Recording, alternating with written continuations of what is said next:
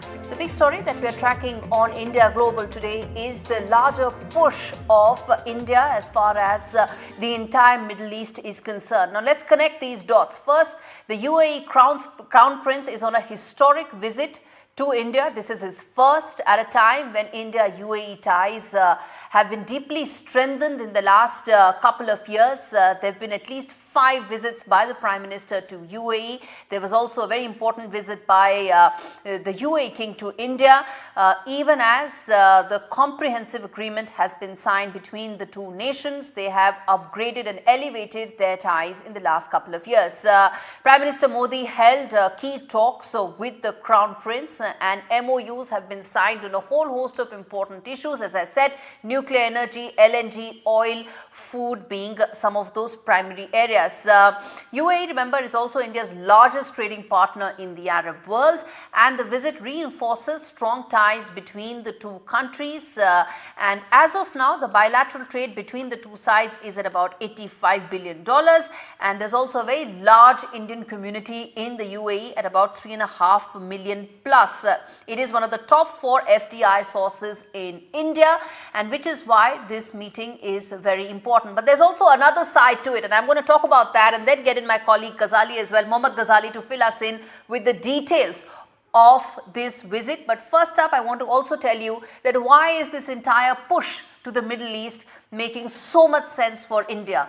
India is the second largest importer of oil in the world. When you have such buying power, you also have leverage. And in the last 2 years, as India has increased its purchase of Russian oil, well, it has had impact on the traditional oil exporters to India, hasn't it? Whether it is the Saudis, whether it is the UAE, they've all been impacted because India has increased its share of purchase of Russian oil. It's as much as a third, and that's exactly what geopolitics is. It is the ability to create leverage by using economics as a tool, and that's exactly what India has been able to do. As per some figures, the amount of oil that India is purchasing from Saudi Arabia has actually declined significantly. UAE has also seen a dip because Russia has seen an increase, and that's why this visit makes so much sense, because of India's purchasing power, its ability to buy oil, and at the same time get some of that leverage against some of these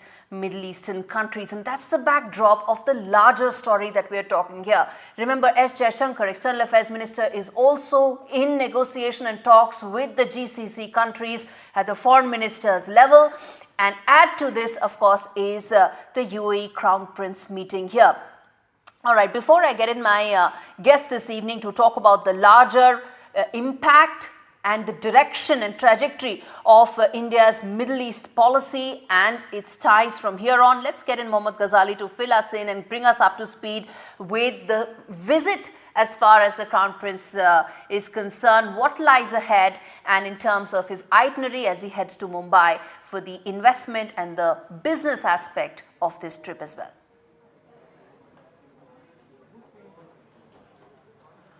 So the Crown Prince of UAE has arrived here in India. He held a meeting with the Prime Minister, and then they had signed 4 MOUs. One was related to nuclear energy.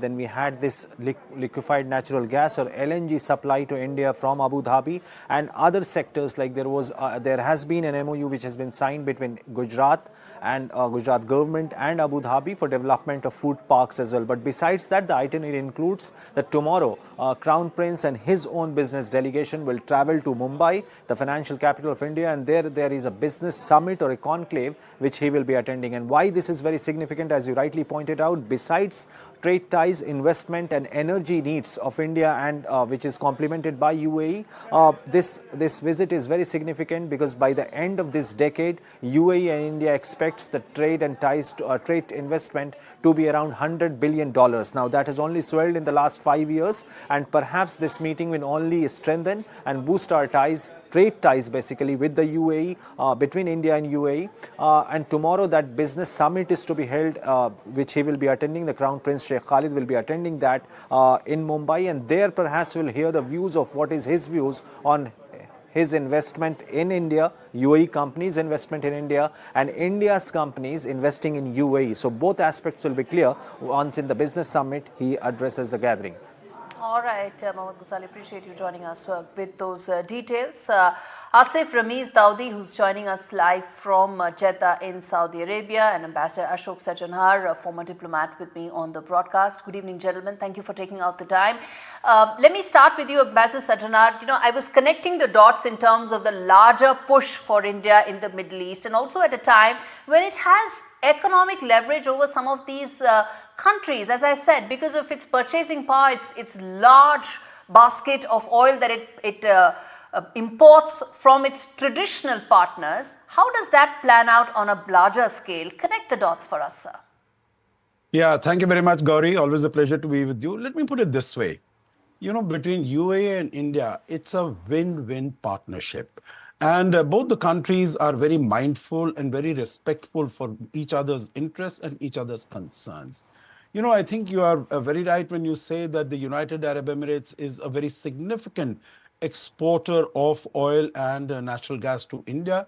UAE being such a large reservoir of fossil fuels, it needs assured markets. And India, as you said, is the second largest importer of oil and gas in the world. We, in fact, import about 85% of our total requirements of oil and more than 40% of our requirements of gas. So I think both are meeting each other's needs. UAE needs assured markets. We need assured sources of supply.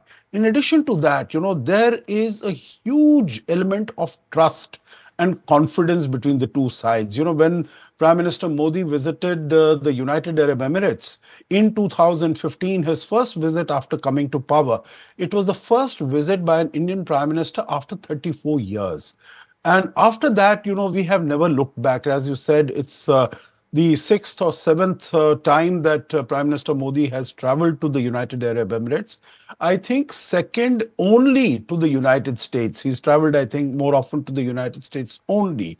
There are a large number of intergovernmental bodies also that we are, multinational bodies that we are members of. It is the I2U2.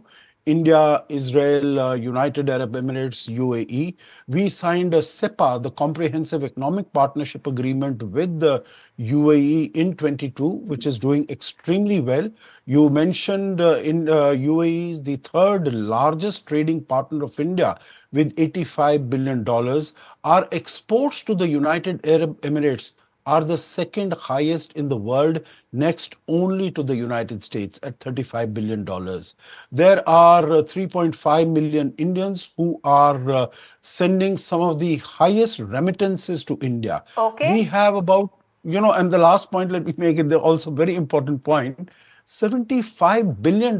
That is what the United Arab Emirates has promised that they are going to invest in India. Even in India's infrastructure fund, they have $1 billion that has been invested. So it's a win-win relationship. And I think the first visit by the UAE Crown Prince will provide a very significant boost to our bilateral and regional ties. Yes, Asif Rameez Daudi, come in on the fact, the significance of this visit of UAE Crown Prince in India and the potential that Ambassador Sajjanhar said about the trade potential between the two sides. $100 billion has been said. A lot has been said about the non-oil trade as well. The upside that exists for the non-oil trade, the fact that they are now looking to trade in rupee and dirham and so on and so forth. Talk to us about that potential as far as this partnership is concerned. Well, Gaurie, very well put. I mean, that's a very good question. As far as the significance is concerned, or even the potential, I think this is a highly significant visit.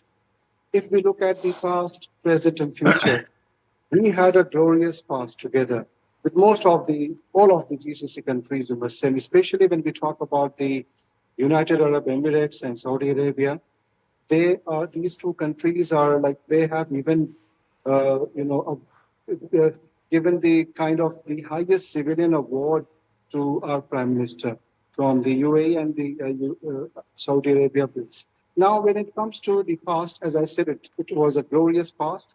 Present is something it has elevated to the extent that we could not even imagine that this will grow in such a way on such a short period of time, especially after the visit of our Prime Minister in 2015. That was after 34 years of gap.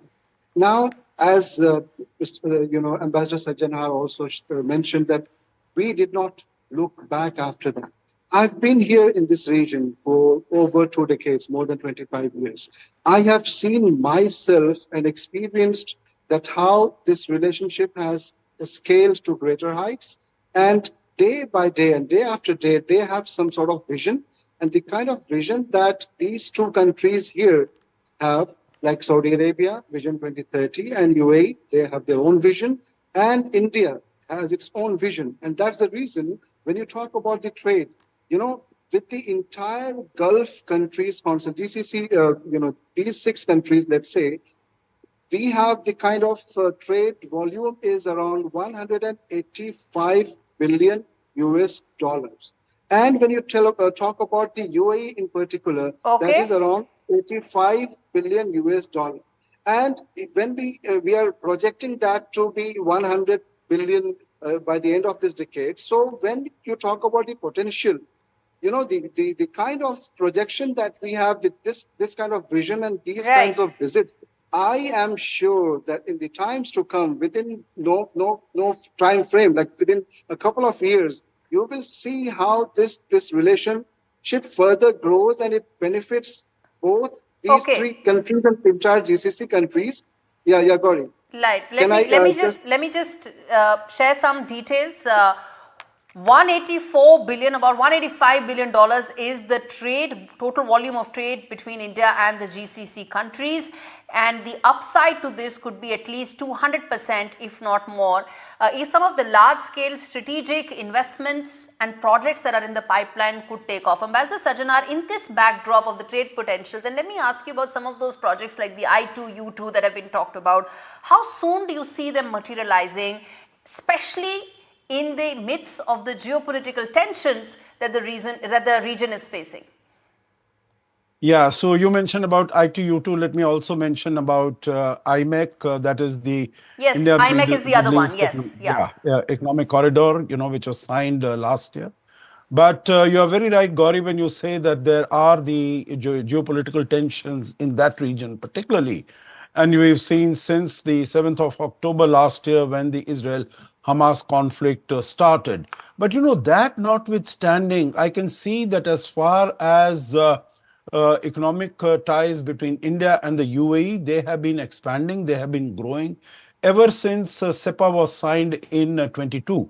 And, I think everyone is aware as to how quickly, within a span of about 80 plus days, that the negotiations were concluded. We know that these bilateral FTAs or this regional FTAs, they take such a long time in finalizing. But there is so much of, as I was mentioning, trust and confidence and understanding between India and the UAE that within a matter of less than 3 months, we were able to conclude that, and it has already started yielding results. On the IMEC also, let me say that, when the Prime Minister visited UAE in February this year, everyone was thinking that this is going to be pushed to the back burner because Israel is engaged in this confrontation with Hamas. Not at all. I think there was a working group that was established. It is working on this, and it is taking this major infrastructure project forward. There are also, India and the UAE are also members of BRICS. UAE has just become a member of BRICS with India's support. Absolutely. There is a lot of potential, and in fact, those MOUs that have been signed today could just be the very beginning. I'm afraid I'm completely out of time, gentlemen. Thank you so much for speaking to me on India Global. And on that note,